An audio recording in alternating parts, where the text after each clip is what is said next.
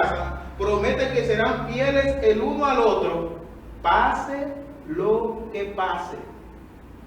Voy a ser fiel, pero si no pase lo que pase, usted está haciendo una promesa, un compromiso delante de Dios. Y esto no implica que pase un problema grande o pase cualquier cosa.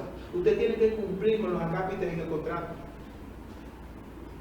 La esposa promete que será fiel aunque el esposo engorde, aunque el esposo se ponga calvo, que el esposo pierda el cabello, aunque el esposo pierda el trabajo, aunque el esposo pierda la vista y use unos lentes de fondo de botella. Ella prometió que será fiel. Y ninguno de esos elementos que se presentan producto de nuestra degeneración normal de la edad y también del pecado, son una excusa para usted romper el lazo matrimonial. O sea, aunque ese hombre pierda la salud, aunque ese hombre pierda su riqueza, aunque ese hombre pierda su trabajo, aunque ese hombre ya no sea el hombre elegante con el que tú te casaste cuando se conocieron, cuando era joven, ahora es barrigón, ahora es calvo, ahora no tiene dinero, aunque esas cosas pasen, pase lo que pase, ese compromiso que tú hiciste, tienes que mantenerte fiel ante ese hombre y delante de Dios, porque usted ha entrado en un contrato. El esposo promete también ser fiel, y aunque la esposa pierda su belleza,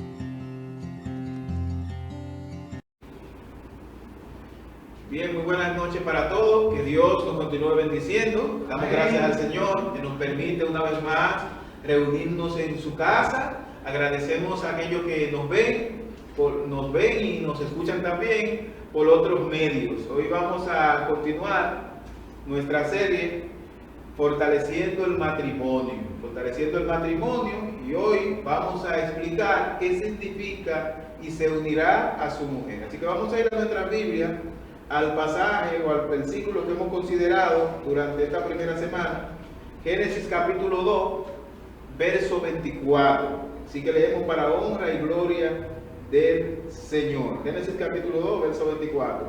Por tanto, dejará el hombre a su padre y a su madre, y se unirá a su mujer, y serán una sola carne. Oremos.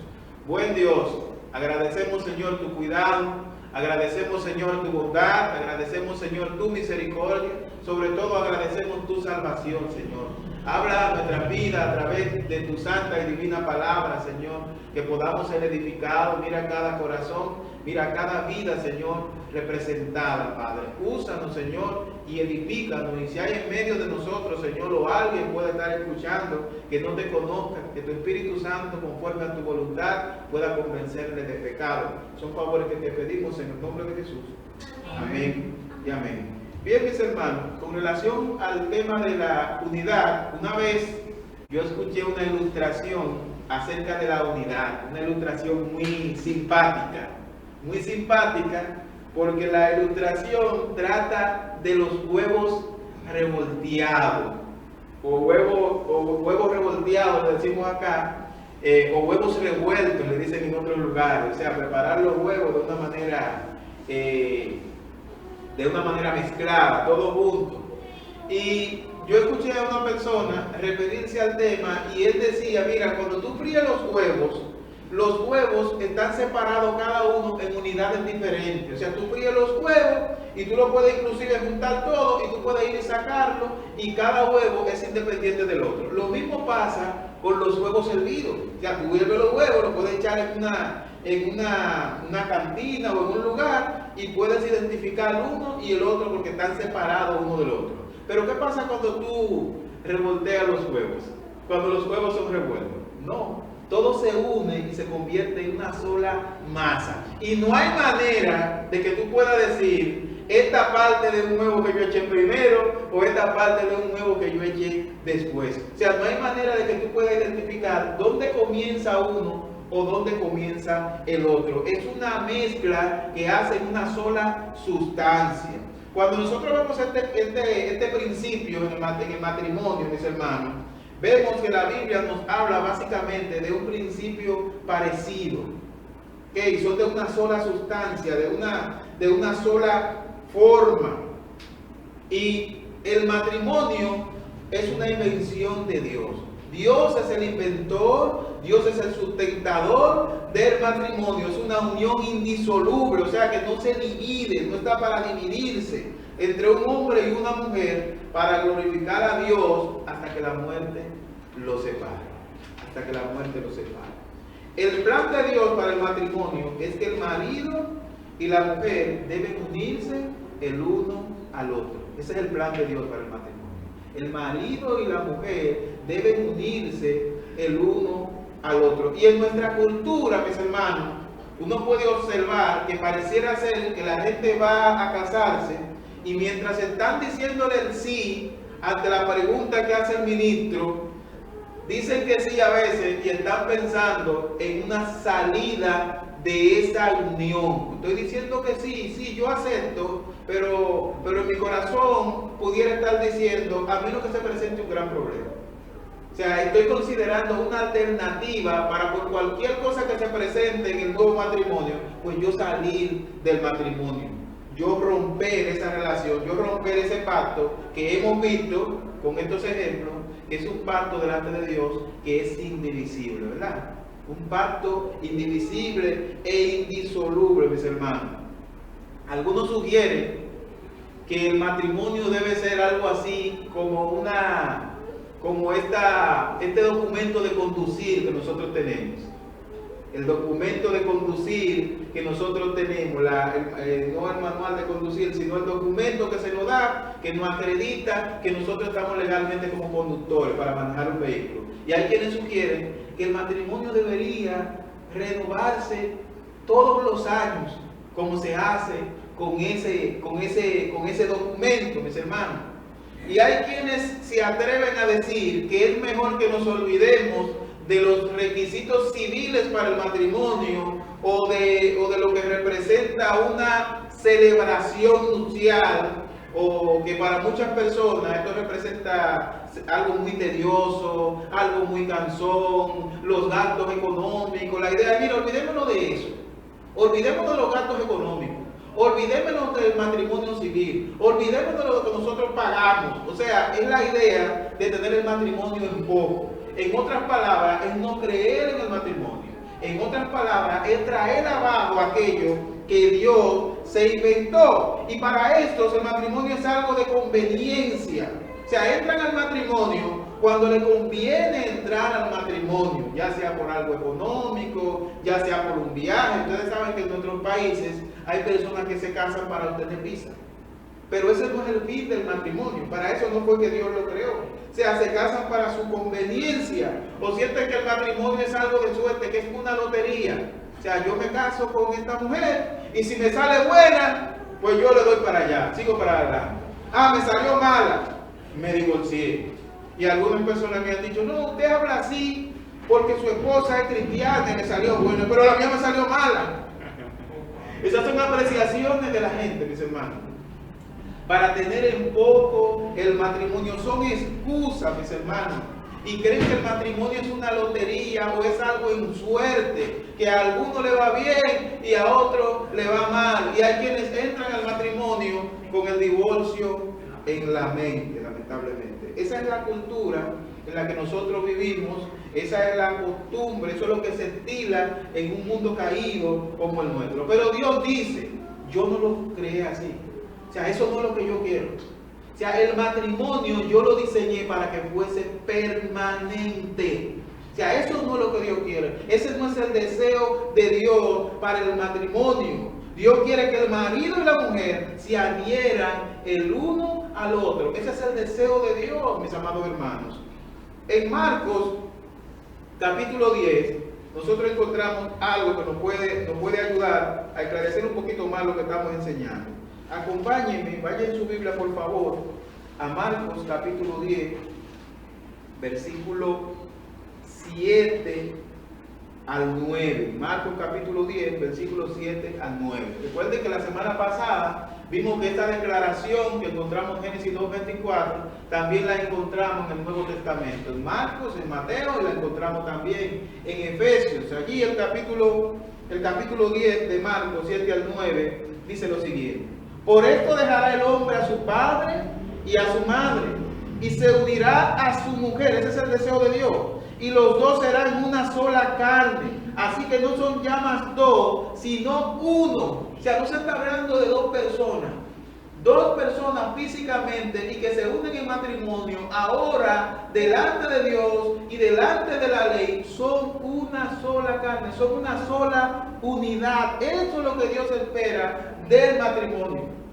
Una unión permanente. Verso 8, los dos serán una sola carne, así que no son ya más dos, sino uno. Por tanto, lo que Dios juntó, no lo separe el hombre. ¿Y qué estamos viendo nosotros acá? ¿Quién fue que lo juntó? Fue Dios que lo juntó. El matrimonio es una decisión de Dios. El matrimonio es una invención divina, mis hermanos. Es Dios quien inventa el matrimonio. El matrimonio, entonces, como hemos visto, no es cuestión de suerte. No es cuestión de suerte, mis hermanos. El matrimonio es una elección deliberada que usted hace de una persona.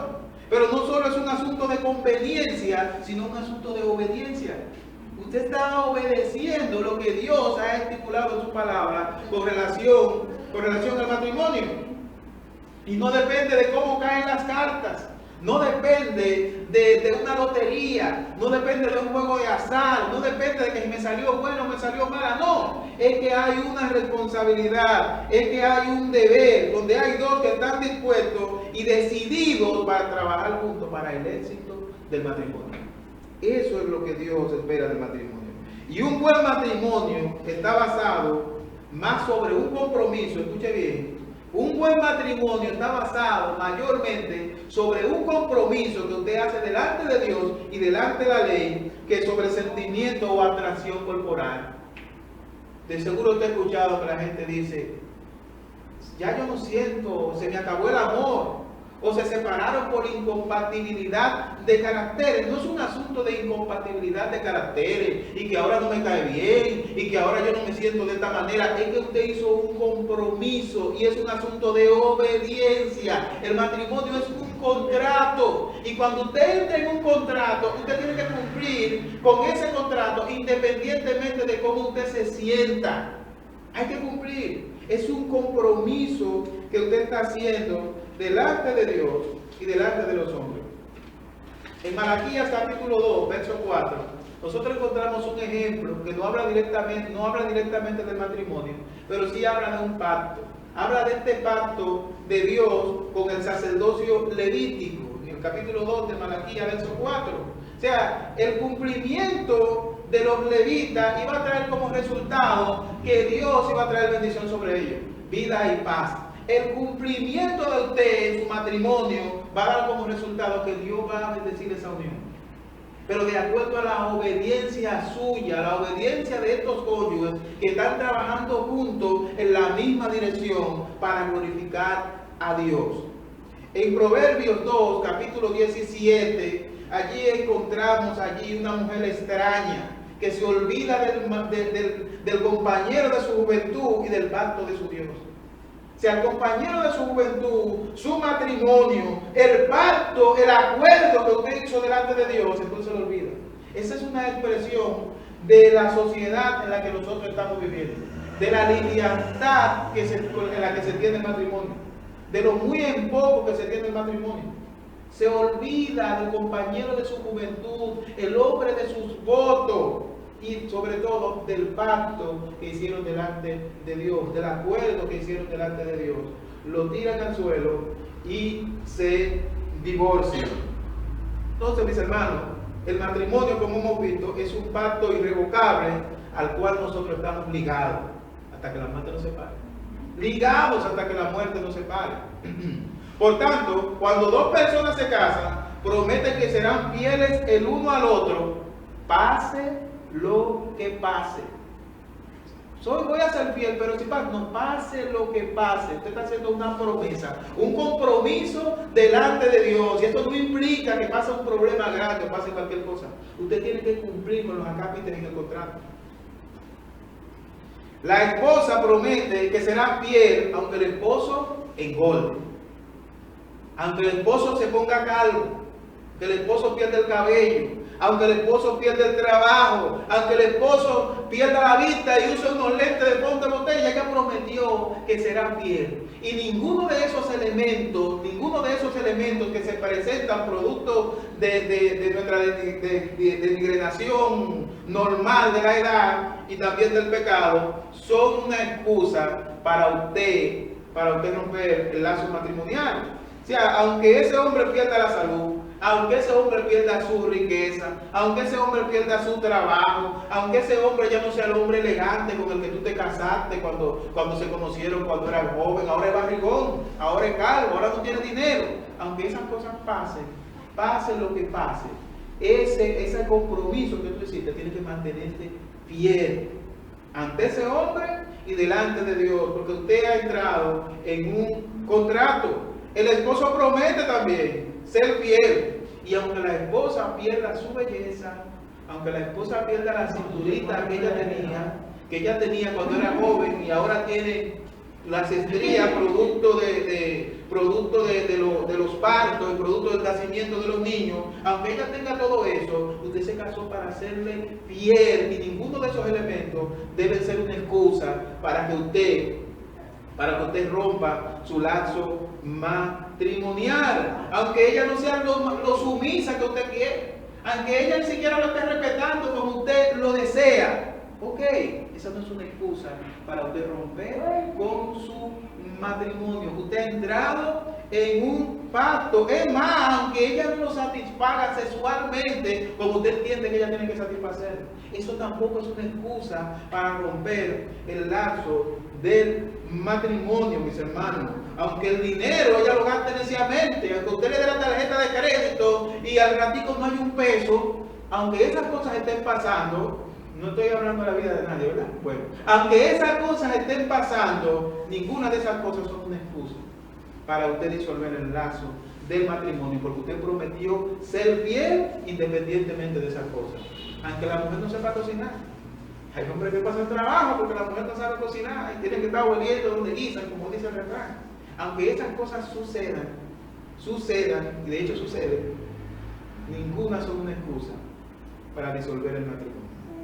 El matrimonio significa que el marido y la mujer entran en una relación en la que aceptan total responsabilidad y se comprometen el uno al otro sin tomar en cuenta los problemas que puedan surgir en medio de esa relación. Recuerden que la semana pasada dijimos que los cónyuges deben ponerse de acuerdo e enfrentar sus problemas juntos. No es que los problemas se presentan y yo veo una puerta para yo salir y no hacerme responsable de esa problemática que yo, conjuntamente con mi cónyuge, estoy llamado a enfrentar y a resolver. En muchos sentidos, mis hermanos, casarse se parece a la conversión. Casarse se parece cuando nosotros nos convertimos, cuando venimos al Señor. Se parece a ese proceso. ¿Por qué? Cuando una persona se convierte, ¿qué es lo primero que deja? Su antigua vida. Lo primero que deja es su antigua vida. Cuando una persona se convierte a Cristo, su antigua manera de vivir, su justicia propia, sus propios esfuerzos para salvarse, y se entrega a Cristo que murió en lugar de los pecadores. Y en este acto de entrega a Cristo, mis hermanos, se compromete a Cristo. Y la misma esencia de la fe salvadora es una entrega personal a Cristo, en que la persona promete confiar total, completamente en Cristo y servirle y serle fiel diligentemente, sin tomar en cuenta las situaciones que se puedan presentar ahora que usted es cristiano. Yo me convertí, pero ahora hay dificultades que tengo, me voy a salir. No, es parecido, mis hermanos. Se parece a esa relación, el matrimonio, a la relación de la conversión. Acompáñenme a Romanos capítulo 10. Bueno, Romanos capítulo 10, verso 9, que es un verso que muchos de ustedes manejan, pero de todas maneras vamos a ir a Romanos capítulo 10, verso 9, y vamos a ver un poco el contexto de este verso para que vean el parecido que tiene la conversión. Capítulo 10, verso 9, dice la Biblia allí, que si confesares con tu boca que Jesús es el Señor y creyeres en tu corazón que Dios le levantó de los muertos, será salvo. Verso 9, dijimos, será salvo. Y ese versículo que tanto nosotros escuchamos, que habla de que si confesares con tu boca, que si confesares con tu boca, dice la Biblia en el 10, dice el 9, ¿verdad? Porque si confesares con tu boca que Jesús es el Señor y creyeres en tu corazón que Dios le levantó de los muertos, serás salvo. De alguna manera, el sentido de este verso debe entenderse a la inversa. ¿Por qué a la inversa? Bueno, para tú confesar con tu boca, primero tiene que darse un cambio en tu corazón. Entonces, ese cambio que se da en tu corazón, entonces tú lo manifiestas con tu boca. Ahora, el contexto en el que se da este versículo, los cristianos eran perseguidos. Y César era el que reinaba. César era el llamado Señor. Nadie podía decir que era Señor a donde estaba César. Y cuando una persona que se había convertido de verdad al cristianismo, se le preguntaba quién era su Señor, tenía que confesar que César era su Señor. Ahora, si esa persona se convertía al cristianismo, aunque lo mataran, ahí están los problemas, ¿verdad? Aunque lo mataran, porque el que él negara a César representaba que César lo mandara a matar, porque César decía, no hay otro Señor que no fuese yo. Entonces, eso evidenciaba la verdadera conversión de esa persona. No, mi Señor es Cristo. Por eso dice la Biblia, el que confesare con su boca. O sea, tú estás confesando con tu boca y tú estás dando al traste lo que sucedió en tu corazón, pero también te está buscando un problema. Porque si tú dices que Cristo es tu Señor, tú estás a punto de que te maten. Entonces ve como el entrar en una relación con Cristo también nos trae dificultad, pero nosotros no nos devolvemos porque nos traiga dificultad, sino que seguimos en ese pacto que nosotros hemos entrado con Cristo, de entrega total, sin importar que nos mochen la cabeza. O sea, en muchas áreas el matrimonio y la conversión se parecen, mis hermanos. En Hechos capítulo 16, verso 31, encontramos otro ejemplo. Acompáñenme por favor a Hechos 16, 31.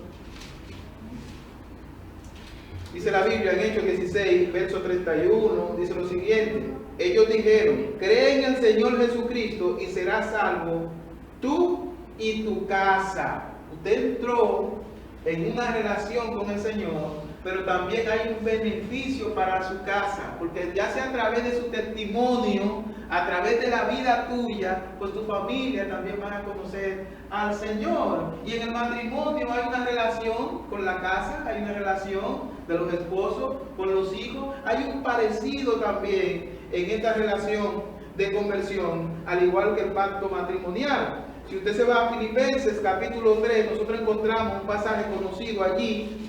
El apóstol Pablo, que era un hombre que lo tenía todo en su contexto allí, tenía fama, era un hombre muy bien preparado, era un hombre que había estudiado en las mejores universidades de su época. Mas sin embargo, aquí en Filipenses, nosotros encontramos a un Pablo, en Filipenses capítulo 3, versos 7 al 8, nosotros encontramos a un Pablo que dice lo siguiente en el verso 7, pero cuántas cosas eran para mi ganancia, las he estimado como pérdida por amor de Cristo, y ciertamente aún estimo todas las cosas como pérdida por excelencia del conocimiento de Cristo Jesús, mi Señor, por amor del cual lo he perdido todo. ¿Y lo tengo por qué? Y lo tengo por basura para ganar a Cristo. O sea, Pablo ha entrado en una relación con el Señor, y nada de lo que él tenía tiene una representación en primer lugar que no sea Cristo. Cuando usted se casa, la relación suya y de su esposa, recuerda que decíamos la semana pasada, no hay ninguna otra relación humana por encima de la relación de estos cónyuges. No hay ninguna relación humana por encima de la relación que usted tiene con el Señor. ¿Se parecen o no se parecen? Se parecen, mis hermanos, y no crean problemas. Vamos una más, un ejemplo más. Primera de Tesalonicenses, capítulo 1, verso 9. un poquito más adelante. Primera de Tesalonicenses, capítulo 1, verso 9, dice lo siguiente. Tesalonicenses 1, 9 al 10. Porque ellos mismos cuentan de nosotros la manera en que nos recibiste y cómo os convertisteis de los ídolos a Dios, para servir al Dios vivo y verdadero, y esperar de los cielos a su Hijo, al cual resucitó de los muertos, a Jesús, quien nos libra de la ira venidera. Hay un corazón completamente dedicado a agradar al Señor, completamente dedicado a esperar en Cristo. Es una relación innegociable, es una relación indivisible, mis hermanos. Más adelante nosotros encontramos en la Biblia que nos dice que ni la muerte, ni la vida, ni ninguna otra cosa creada nos podrá separar del amor de Dios que es en Cristo Jesús, Señor nuestro. Es una relación indivisible, mis hermanos. Se parece al matrimonio. Eso fue lo que Dios quiso que fuese el matrimonio. Una relación indisoluble. Mis amados hermanos y amigos, hay un parecido. Entonces, de la misma manera, el matrimonio, según Dios, involucra una entrega total e irrevocable de dos personas, la una a la otra. De la misma manera que vemos en la convención, ¿verdad? Demanda el matrimonio una entrega total entre estas dos personas, de la una a la otra. Yo te sirvo, yo te amo, tú me sirves, yo te amo. Y tenemos una relación que es indivisible delante del Señor. El matrimonio, según Dios, involucra adherirse el uno al otro en enfermedad, en salud, en pobreza, en apagones, en todo, en riqueza, en gozo, en dolor, tiempos buenos, tiempos malos, acuerdos, desacuerdos. No hay ninguna excusa para disolver el matrimonio en este contexto.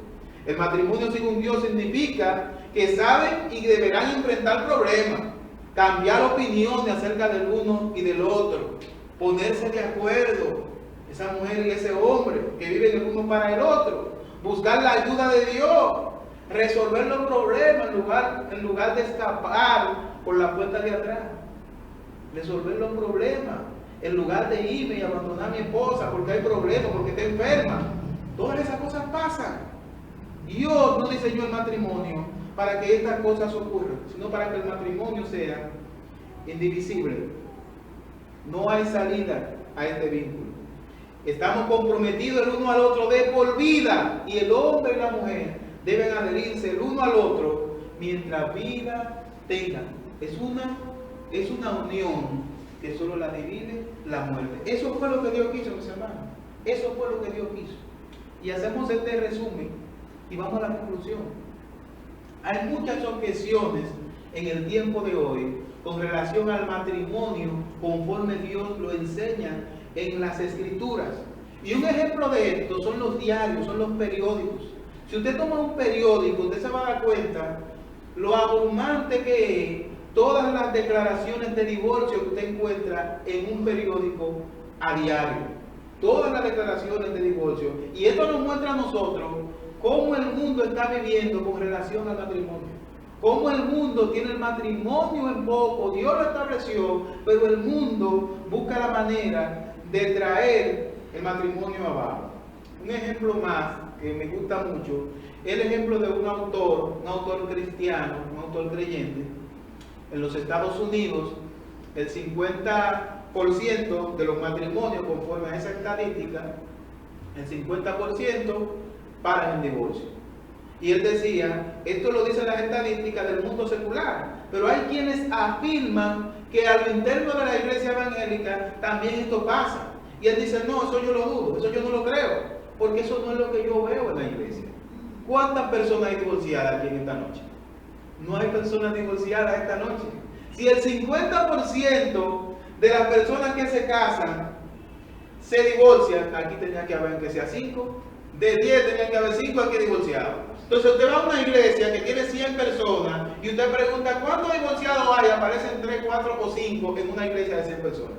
Entonces nos están mintiendo para traer el matrimonio abajo. Nos están dando cifras que no son reales. Es verdad que hay personas que se divorcian dentro del Evangelio. E inclusive hay pastores que se divorcian y hay pastores que se recasan dentro del Evangelio. Pero esa no es la regla ni es la mayoría, mis hermanos. Y nos están mintiendo para que nosotros entendamos que aquellas cosas que se mencionan más son las que tienen más fuerza. Y este tipo de estrategia maligna se utiliza en todas las agendas. Y les voy a poner un ejemplo sencillo. ¿Qué es lo que dicen del homosexualismo?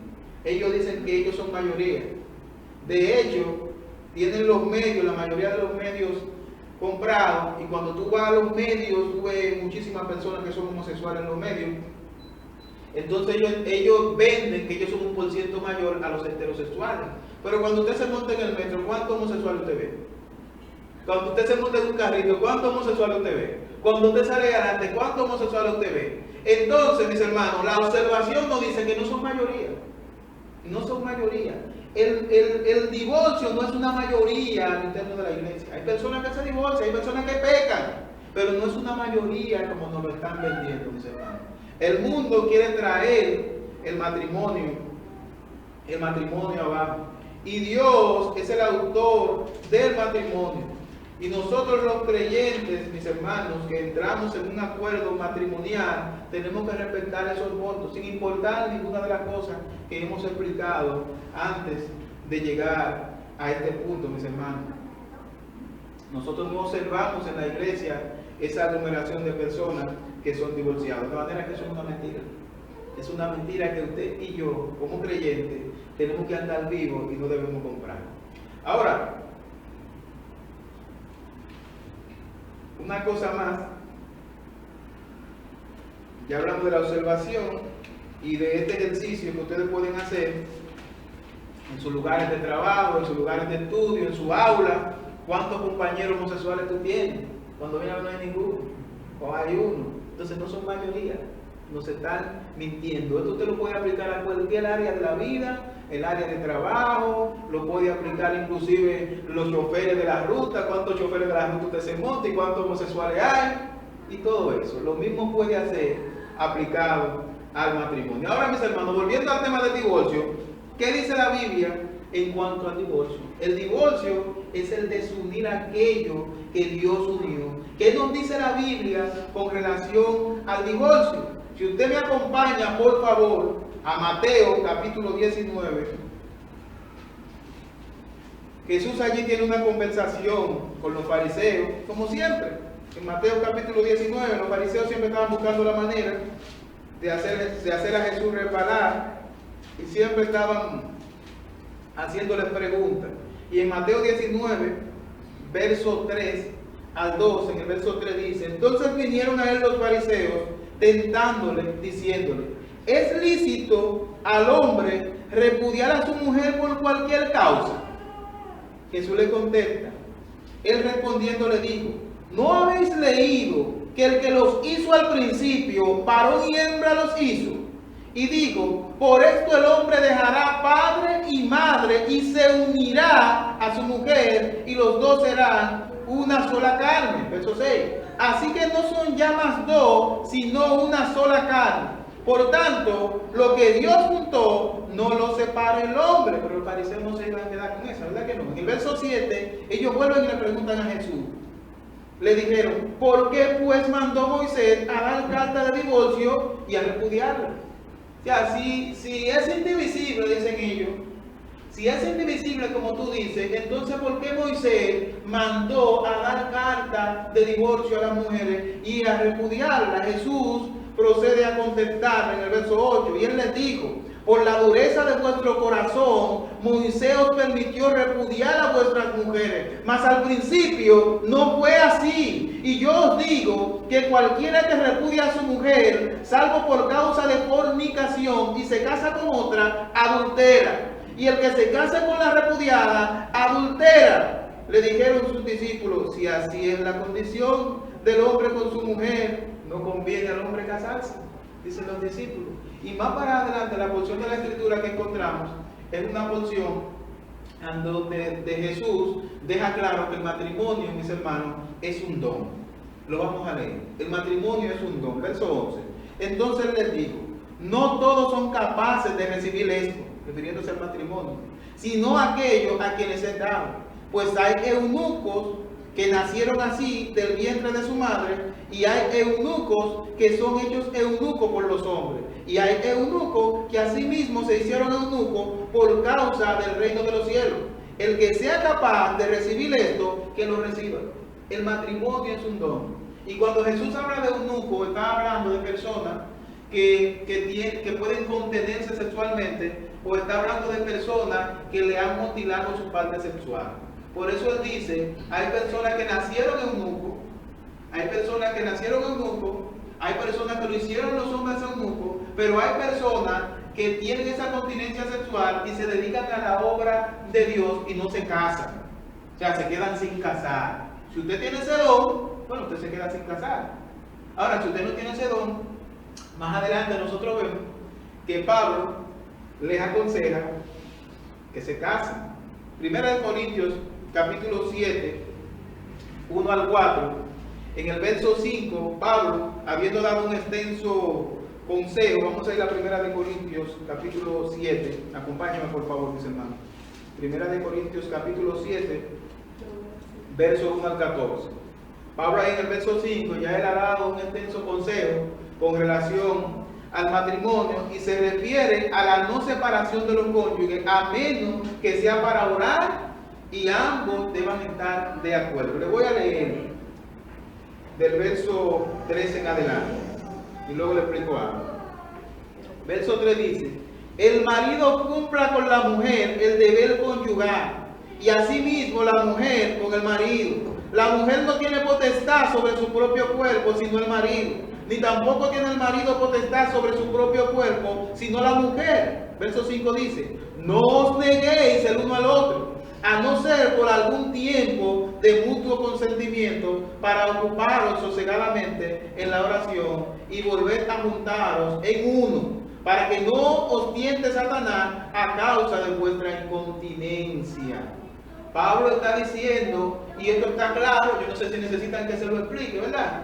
El cuerpo de la mujer le pertenece a la mujer, el hombre pertenece a su mujer y la mujer pertenece a su hombre, son una sola carne. Pero más adelante, él se refiere al hecho de que no son neguéis, o sea, no se separen físicamente, a no ser que sea para orar. Y cuando vayan a orar, para tener qué sé yo, un retiro, que estén de acuerdo los dos.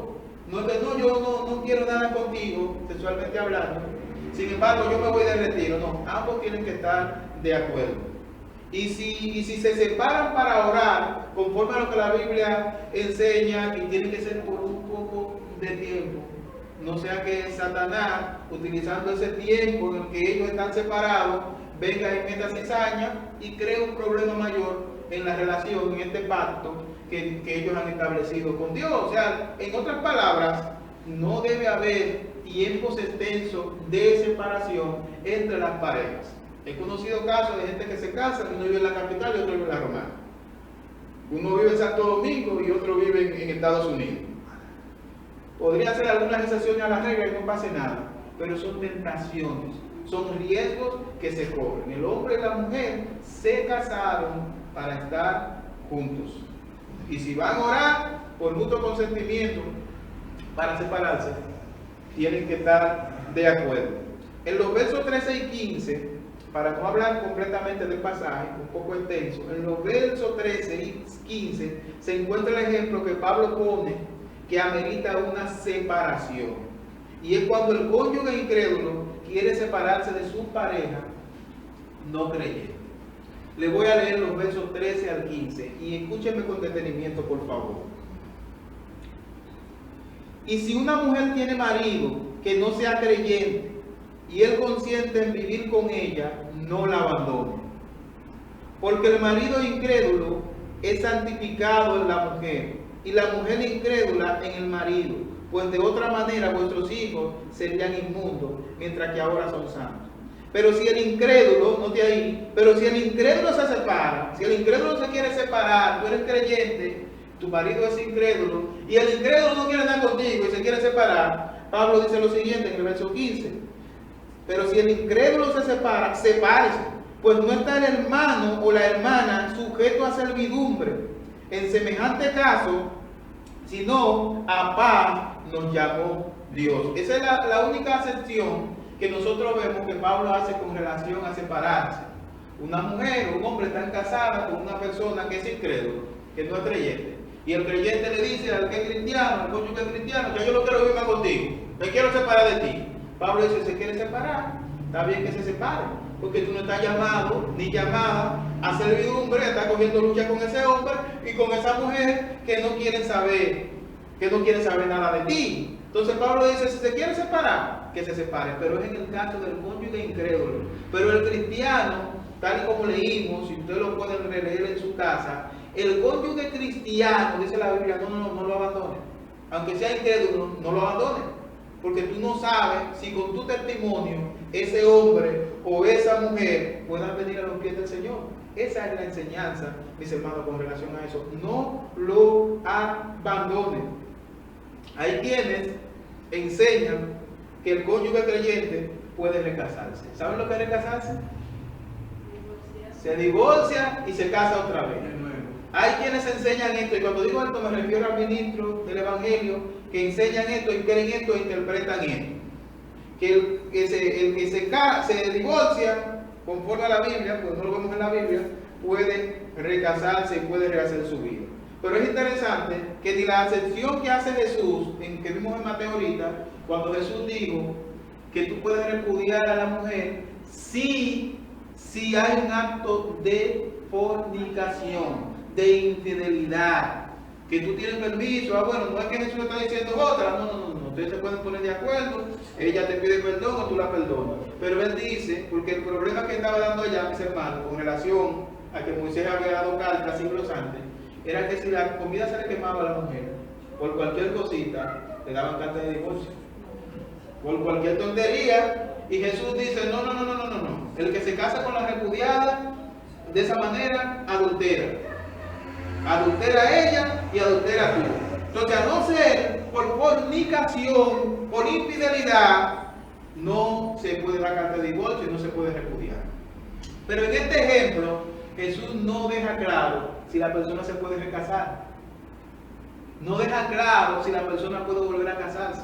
Pero cuando nosotros vemos a Pablo, que Pablo lo está enseñando de la siguiente manera, Pablo tampoco deja claro si la persona puede volverse a casar. Ahora, si nosotros seguimos el razonamiento de Pablo acá en Corintios y vamos a los versos 10 del mismo capítulo 7, vemos algo interesante. Verso 10. Pero los que están unidos en matrimonio, mando, no yo, sino el Señor, que la mujer no se separe del marido. Y si se separa, verso 11, quédese sin casar o reconcíliese con su marido, y que el marido no abandone a su mujer. Ahora, ¿qué usted entiende? ¿Puede recasarse o no se puede recasar? Quédese sin casar. ¿Por qué? ¿Qué es lo que divide el matrimonio? ¿Qué es lo que rompe ese contrato? La muerte. Es la muerte. Tú no estás obligado a estar junto con una persona que te quiere matar, pero tampoco tú puedes volverte a casar. Tampoco puedes volverte a casar, porque mientras esa persona está viva, tú y esa persona son una sola carne delante de Dios. Y cuando tú te casas con otra persona, tú estás adulterando, es adulterio. Ante la ley no es adulterio, pero delante de Dios es adulterio. Ustedes dirán, pero hay pastores que se recasan, pero es pecado. Hay hermanos creyentes que se han recasado, pero es pecado. Nosotros no vemos en la Biblia. Tú puedes asumir que es así, pero tú no puedes afirmar con los datos en la mano que tú te puedes recasar. O sea, nosotros no lo vemos en la Biblia. No importa que lo diga el ministro fulano, que lo diga yo no sé quién, pero nosotros no vemos en la Biblia que los cristianos no podemos recasar. Ok, tú no estás obligado a seguir con esa persona. Y aquí se afirma, porque no estamos llamados a servidumbre, dice Pablo, pero tampoco dice que tú puedes volverte a casar mientras esa persona vive. Hasta que esa persona no muere, tú no eres libre del pacto del matrimonio. Porque como hemos visto, mis hermanos, es hasta que la muerte lo separe. Es la muerte que rompe el pacto del matrimonio. De manera que viendo estos versos, no es necesario pensar en el divorcio como una opción, ni en el recasamiento como una alternativa. Si me sale mala esta, me divorcio y me caso con la otra. Eso lo hace el mundo. Eso es normal en el mundo. Y hay quienes son creyentes y lo hacen, pero eso es normal en el mundo. El recasarse no está contemplado en la Biblia, ni el divorcio. Ahora, las cartas de divorcio se dieron por el pecado, porque usted no va a dejar que un hombre la mate. ¿Entiende? Pero no se puede recasar, porque mientras esa persona viva, son una sola carne. Y te dirá, pero pastor, usted no sabe de lo que usted habla. Usted no sabe por lo que yo estoy pasando. Usted no sabe el infierno que yo estoy viviendo en este matrimonio. Mis hermanos, es doloroso, es difícil experimentar que un matrimonio se vaya abajo. Es difícil que tus sueños de tú tener una familia se vayan abajo por un mal manejo en el matrimonio, por un hombre que no te respetó, por un hombre que te fue infiel, o por una mujer que hizo lo mismo. Todas esas cosas son difíciles, mis hermanos, son difíciles de enfrentar. Mucha gente ha luchado por su matrimonio y vuelven y recaen. Se han fajado por su matrimonio, te perdono, y tú vuelves y caes. Nosotros sabemos que esas son cosas difíciles, que se derraman muchas lágrimas, se sufren muchos maltratos emocionales, en algunos casos las infidelidades, los problemas con los hijos, cuando la persona se divorcia, los hijos sufren más que los mismos cónyuges. Son muchas situaciones que degeneran del divorcio, muchos casos dolorosos, mis hermanos. Pero, mis hermanos, aunque usted crea, si usted está en una situación como esa, que su matrimonio de alguna manera se ha desplomado y usted entiende que no tiene esperanza, sepa usted que para Dios no hay nada imposible. Sepa usted que un hombre o una mujer que iban camino al infierno, el Señor, al enviar a su Hijo Jesucristo, evitó que usted y yo fuéramos al infierno. De manera, tiene que ser más fácil reconstruir un matrimonio que librarnos nosotros del infierno. O sea, para Dios no hay nada imposible. No importa que tú estés en una fase de tu matrimonio a donde tú creas que todo está perdido, mis hermanos. El Señor, con su misericordia, el Señor tiene y puede restaurar el matrimonio, no importa en cuántos pedazos se haya partido. De la misma manera, mis hermanos, que somos restaurados, como vimos el ejemplo ahorita de lo que se parece el matrimonio a la conversión, de la misma manera que usted y yo fuimos restaurados, uno era borrachón, otro era homosexual, el otro era ladrón, el otro muchísimas cosas, pero fuimos restaurados delante de Dios y somos nuevas criaturas. De esta misma manera, Dios tiene el poder para restaurar matrimonios. Dios tiene el poder para restaurar familias enteras. Así que te digo en esta noche que no te canses de orar por tu matrimonio. No te canses de orar por tu matrimonio. No te canses de orar por tu marido, mujer. No te canses de orar, mujer, por tu marido, ni el marido por tu esposa. No te canses de orar por este pacto, porque Dios puede reconstruirlo. No te canses, no te rindas. Que aunque tú no veas a Dios trabajando, aunque tú no veas lo que está pasando, sigue orando. Que aunque tú no lo veas, el Señor está trabajando. Y en un momento dado, cuando el Señor lo considere dentro de su voluntad, Él va a renovar, Él va a reconstruir, Él va a restaurar tu matrimonio. El plan de Dios para el matrimonio es que el hombre y la mujer se unan en una unión indivisible. Así fue como Dios lo quiso, mis hermanos. Así fue como Dios lo quiso. Y así como nosotros tenemos que practicarlo, tenemos que enseñarlo y tenemos que promoverlo. Dios le continúa bendiciendo. Muchísimas gracias por su atención. Vamos a orar. Padre bueno,